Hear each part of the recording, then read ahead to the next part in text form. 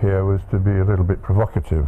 We've been involved in joint projects in the computer experiments area for many years, and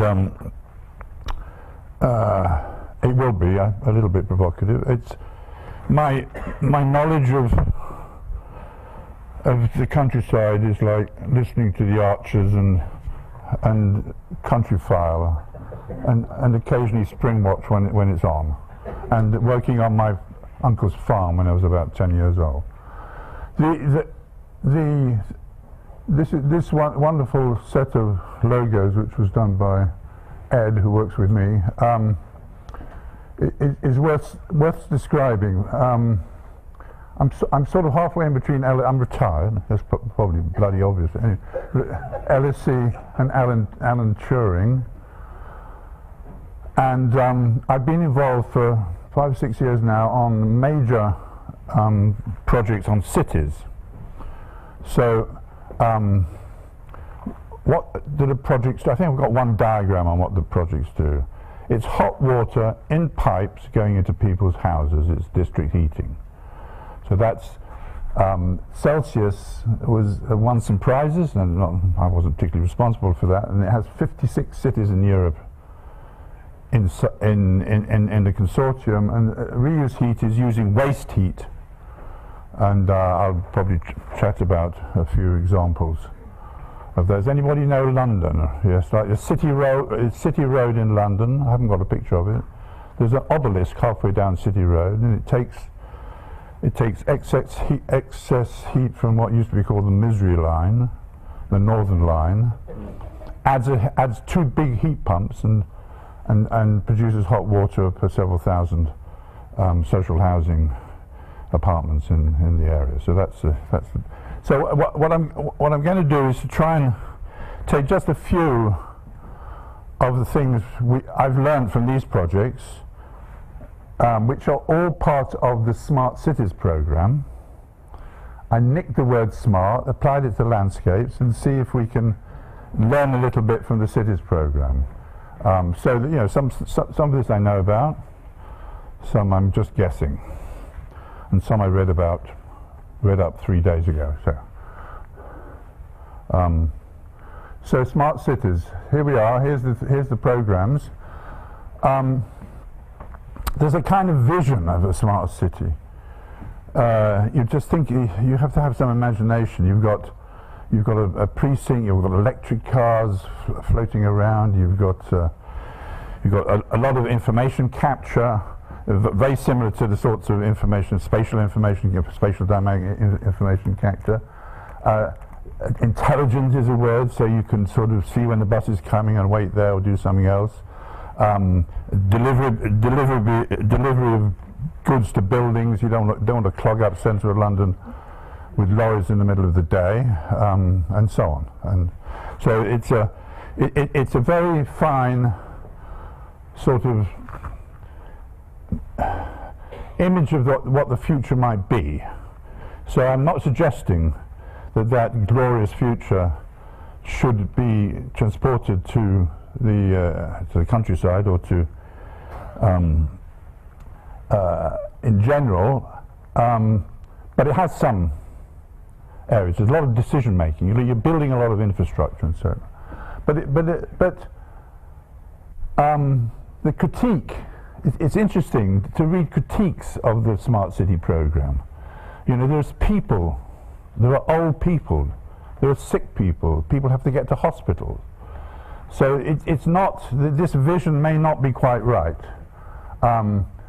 Life is, well, it's some poetic thing, some haphazard stuff, everything goes wrong, you know.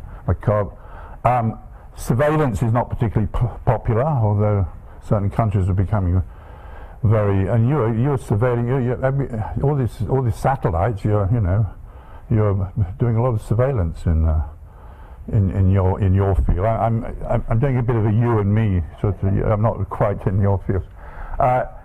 They're only for the rich and not for the socially and physically disadvantaged. They're too predictive. In a sense, your life will be controlled by which bus you get. You're part of somebody else's mathematical model in which your your life is going to be, in some sense, predicted. No, controlled is a little bit too strong. And somebody put their hand up and mentioned the word citizen earlier on. I said, where is the citizen? So my first question is, where is the citizen in all these models you're building? They don't. I'll come back to this point later. So let's look at a critique of the smart cities. So this, in a way, might be applied to landscapes too. This is from a writer on cities in India. In conventional law, India will not enable us to exclude millions of poor Indians from enjoying the privilege of such great infrastructure. That's smart cities. There's such great infrastructure. Everybody loves infrastructure. Hence, the police will need to physically exclude people from such cities, and they will need a different set of laws from those operating in the rest of India for them to be able to do so. Creating special enclaves is the only method of doing so. Now, I should not be saying the following fact, but if you because I know the people who did it.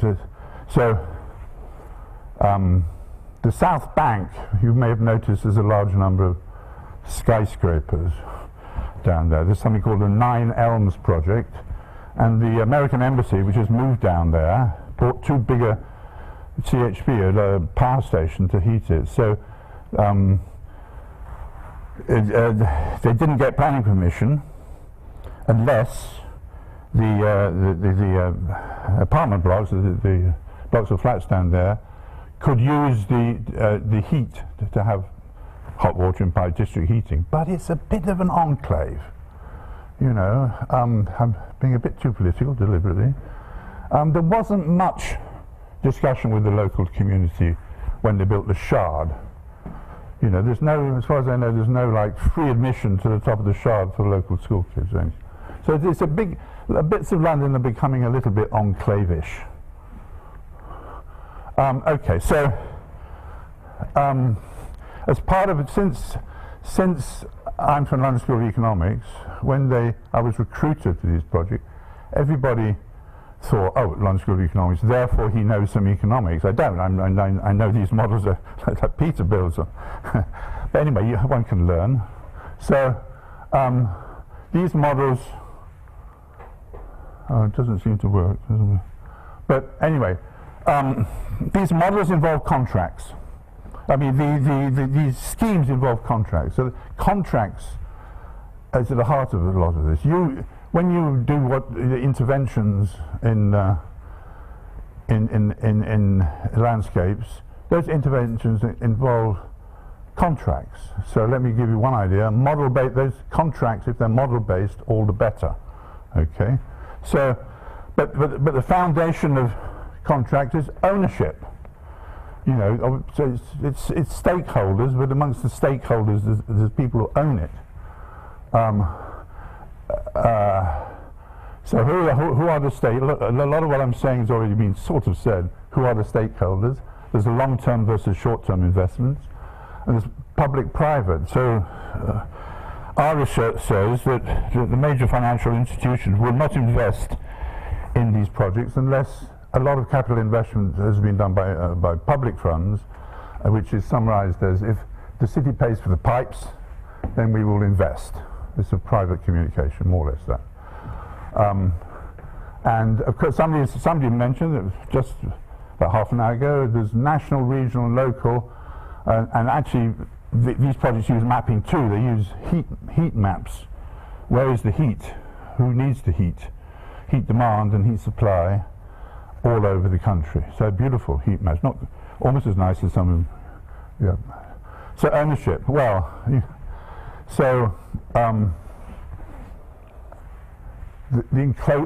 what is the countryside? There's wonderful books, I didn't bring all the references, on the countryside or the landscapes.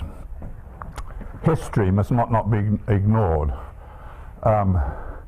These are the enclosures or enclosures. Thus Britain experienced some of the most violent transformation in human history, the so-called enclosure. Within a few decades, nothing would be the same. More than 70% of peasants were thrown off the ancestral lands. It was devastating, brutal, and highly effective. This is the very controversial Yanis Varoufakis. He writes nice books. But even today, half of England is owned by less than 1% of the population. So you're moving into territory in which the ownership structure is extremely important if you're going to do contracts. For example, if you put a pipe in the ground in London, it's incredibly expensive and incredible legal problems. Who owns that little bit of street or land or park or whatever it is? It's a secret, but I'm writing a book on ethics and risk, and this is nicked from, these ideas are sort of nicked from that book. So,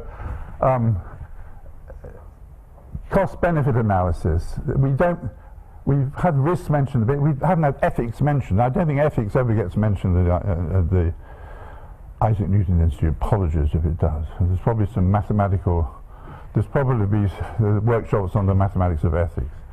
So, and trade-offs have been mentioned. And the problem with these sort of CBA is incommensurability. How do you compare a woodland with HS2, an ancient woodland? How do you obviously can't, all the critiques of CBA, all the main critique of CBA is incommensurability. You cannot reduce everything to money. Okay, so here's HS2 versus ancient woodlands. Some of my favorite examples is the health and safety executive, like level 3, when you search the website, read their documents, they're actually equating one life of a worker to about £1.2 million. National Institute for Clinical Excellence, one quality adjusted life year is worth £30,000. They won't give you, well, they deny this, but it's they won't give you the drug if it costs more than that. You won't get the. And I did check HS2 compulsory purchase. That may be a wrong figure, but so they're people equating people's houses, people's lives, and woodlands, etc., to money. So I'm suggesting that there are better ways, a better ethical. We should have a more sophisticated ethical debate. Oh, look at this. This is ancient woodland. So how much do you think we should charge for a bluebell? Yeah, that's a sort of joke, really. Okay. So I've got 3 things to demonstrate my complete ignorance of landscapes, but I thought I'd maybe help a little bit with the conversation. This is something I hope was mentioned. I hope there will be a seminar on it. I shall definitely come. That carbon capture with the 2050 roadmap to zero net carbon. Carbon capture is important. So some of these beautiful pictures you see, some of them are really very much potential carbon sinks, but therefore we must keep them. You know, we mustn't build on them, because they will be very important in carbon capture in the future. So I know almost nothing about it, except for a reason that will appear on the next slide. And peat bogs too are very good. All that sort of stuff where stuff dies and goes into the ground. Oh, so here's my favourite wetland, is Rye Nature Reserve. I have a little beach house which is, if you stand, it's about here, and these are little groins where so there's a nice. I didn't have time to check whether it's on the list of wetlands which we can use for carbon capture, but it's certainly a nice picture. Flooding. Well, flooding. So one thing I'll be saying is that you know, with flooding, it's become, with a lot of these problems have become very political. And flooding, people in the audience know more about this, but here's a famous person, Rory Stewart, one of the candidates for the leadership of the Conservative Party. They do have this. Okay, so roughly the problem is if your house is flooded, you won't be able to get insurance, and you certainly won't be able to get a mortgage, probably. So there is a new scheme, but I'm mentioning this, some criticism of it, because it's something which involves the local, the national, and money. All right, so our models maybe should have more of this sort of thinking.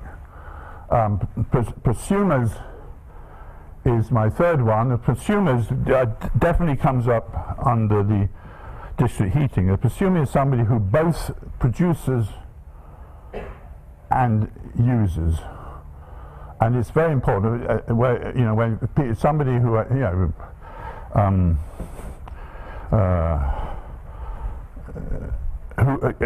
particularly down to single consuming household can also produce electricity. So things like the fact that feed-in tariffs for solar have been removed, or at least very low. So there's a relation there. There's a special role for prosumers in all these projects, and it's like farmers eating their own food. That would be the analogy. And it's interesting because these local models, like prosumers, change the model, change the business model, because of all these people are producing stuff and consuming it. It's good for local industry because you use a local structural engineer to put your ground source heating in, and so on. So it's good for local and should change the corporate culture. Although whether the big grid models will really can extend down to the detail of having lots of prosumers hanging off the end of the model, it's not clear. Yes. So those are the three sort of examples of things I'm interested in. So this is my main point, and it's a subject which myself and Chris Dent and others are developing at the Alan Turing Institute. It's probably the main reason, and what's absolutely clear from the work on heating, because you have end users. You may be attaching a heat pump to a data center, producing hot water, goes into pipes, goes into housing estate. You need demand management. It's a big model, all right? So my suggestion is there should be more model or integrated models which involve the technical, I suppose let's say hydrological maybe, economics, the social, and environmental. And I've mentioned the citizen in this social. Environmental you've got. So you guys, sorry about that, have got technical, environmental. I've heard a bit of economic, not much social. So one of the for example, if you have problems about peak load, everybody putting their kettle on at 6 o'clock in the evening or whatever it is, or having a shower. If you have better social models, you can involve the consumer and user in the issue of evening out, it's called shaving, evening out the peak load. So it's very important to have. If you don't have it in the model, you won't be able to engage them in your policy. All right. So these are some of the reasons for why it's fourfold. There's another point. I'm not sure if I've. Okay. And before I do that, there's a reason there's another bullet I've sort of left out. When you do risk modeling, each of these, or intervention, some sort, decision making, each of these will have its own objective. There'll be a technological objective. The bridge stands up, doesn't fall down. There's the economic objective. The public sector gets value for money, which everybody likes. The social objective, people possibly get cheap heat or slightly cheaper heating, and of course you've got all your environmental objectives. So if you have them all in, then the definition of risk extends to, if you don't meet one of these 4 objectives, that's a risk. You don't want models which don't meet at least, or a good model should meet all these objectives. Oh, here, I got a picture. So this is a model.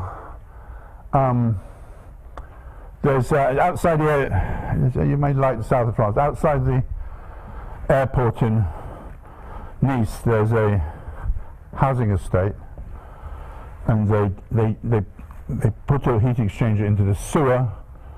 Up comes some heat. You add a heat pump, and it heats the whole housing. So this is sewer-based heat. And you see here it's going off. Although somewhere there's a heat. So this is an engineering model, but it's lacking the social side. They call it like demand management. They cover that with demand management. So it should. Okay, I'm almost finished. So 2 things. A quick thing. How many? 1 minute? Okay. So this is a sales speech for some of the work we're doing with Turing. It's all about. Everybody can do this, but it seems to me, if it's in this decision-making environment, and you can't really do the risk, at least you can do scenario analysis. So we're working at Turing. We're working on.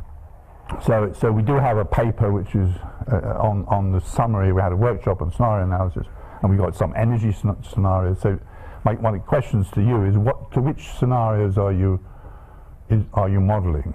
What is the future? And how are you going to do that scenario analysis? Are you going to add probability to each scenario or something like that? It's an area very important to develop in any modeling situation. There's long-term and short-term scenarios. I'll slightly mention long-term scenarios that was mentioned in the discussion. And this is our the other side of the house from that picture is our air source heat pump. I just thought I'd put that up just for finish the talk. And there's my wife's bird sitting on top of it. So we're not quite prosumers. We make our own heat. We haven't got solar panels yet because the feed-in towers are too small. So there we go. Thank you for your attention.